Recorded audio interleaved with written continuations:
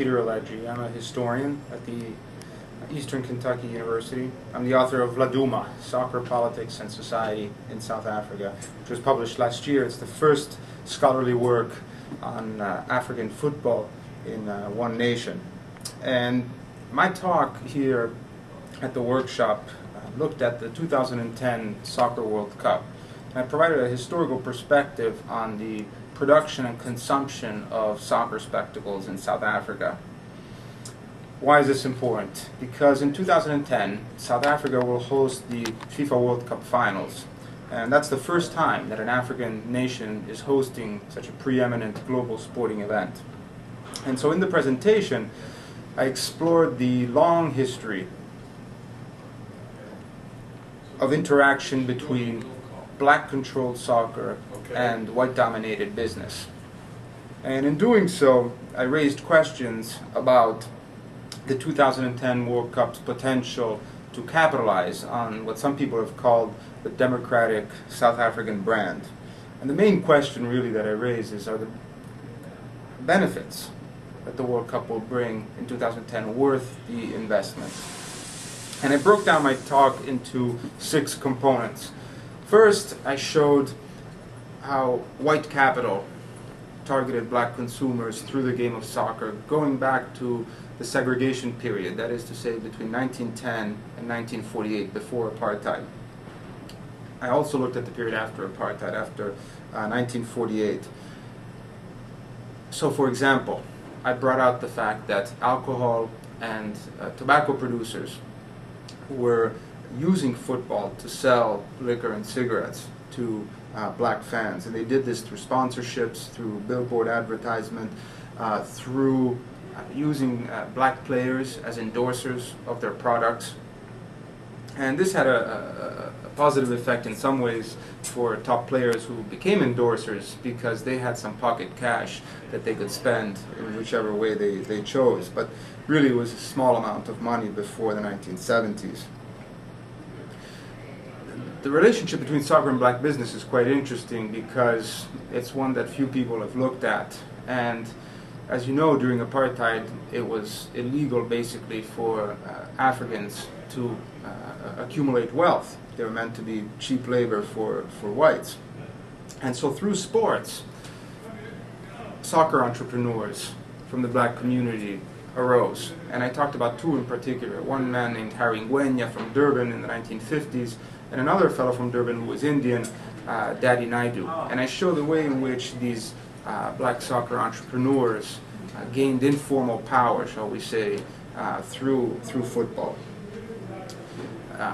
In 1971, a very important thing happened in South African football, and that is the formation of Kaizer Chiefs, today the most popular team in the country. So I looked at Kaizer Chiefs, particularly in the way that Kaiser Motaung, the founder of Chiefs, brought American corporate models of sport to South Africa, thanks to his experience playing in the North American Soccer League from 1968 to 75. And he was deeply impressed with the American way of capitalizing economically through football. And he brought his ideas to South Africa. His team, the Orlando Pirates, were not interested in producing a business model that Motaung was by then enamored with. And so he said, I'm going to split from Pirates, I'm going to form my own team. And so Chiefs, or Amakosi, were created in 71, and they signed the biggest sponsorship deal in South African soccer history in 1980 with a company called Premier Milling, which makes Iwisa maize meal. And there was 350,000 rand over 5 years, a really big sponsorship by any standard. This indicates the consumerization of the game in South Africa, particularly after 1976, which is when television was launched. So television sparked a commercial boom in black soccer and really attracted enormous interest from white companies who were eager to use television to gain access to black consumers. You also see after Soweto 76, this is the 4th part of my talk, a gradual racial integration of professional soccer. And basically by 1985, there is a league called the National Soccer League that is racially integrated and supported by all the big companies, particularly South African breweries which sponsored the Castle League, the main professional league, but also other companies. That league, the NSL, that was formed in 1985, shows the growing power, I think, of black soccer in white-dominated South Africa.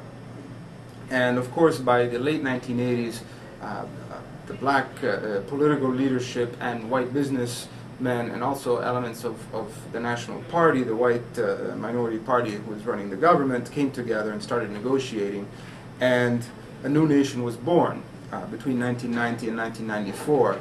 And as the new nation faced enormous challenges, the new government looked at soccer as a way to generate unity. And so they came up with the concept of rainbow nationalism, so the one united South Africa, but multicultural and diverse. And the soccer team was racially mixed, and when it won the 1996 African Nations Cup, the government tried to use that as an example of the success of rainbow nationalism. In fact, Bafana Bafana, which is Zulu for the boys, had a white captain. And I showed a slide during the presentation of Neil Tovey lifting the cup, the white captain, and he had Mandela there with him, as well as F.W. de Klerk, the Zulu king, and other prominent politicians there. So rainbow nationalism was boosted for a short time thanks to the success of this integrated soccer team. And then also sponsors continued to pour enormous amounts of money, record amounts after 1996, into the game, which comes to explain why South Africa bid for the World Cup in 2010. The intention of the government and the business sector in bidding for the World Cup was to generate interest in South Africa, attract more tourists and direct foreign investment, while at the same time fostering unity in a divided nation. And so at the end of my talk, I raised some very serious questions about whether this is a worthy investment. And I did that by showing that economically the World Cup is going to be a loss. If you include public investment in the facilities by their own numbers, there's going to be no economic benefits from the World Cup. It's going to be a loss. Rather, what you're going to see perhaps is a benefit from the emotional capital that's going to be generated. For example, people are going to have fun, and they're going to have memories that are going to last their whole life. And this is important for soccer-mad people like South Africans. There's going to be perhaps short-term national pride and unity. South Africa's image, I think, is going to be enhanced internationally, and that might attract more investment as well as enhance government credibility. It also will give the South African elite, which is increasingly multiracial, an opportunity to cast an image of modernity and legitimacy and membership in the global society.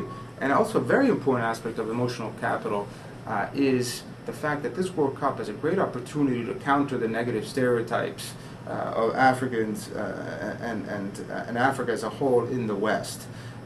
If South Africa succeeds in hosting a tremendous World Cup, I think there's a chance there that those negative stereotypes will no longer be held by many people around the world, and that would be a great victory. So in the end, I think it's going to be an economic loss, but perhaps the psychic income of the World Cup will be worth the investment. But there's some serious questions about the reasons why South Africa is hosting the World Cup and what it actually will mean for the ordinary South African.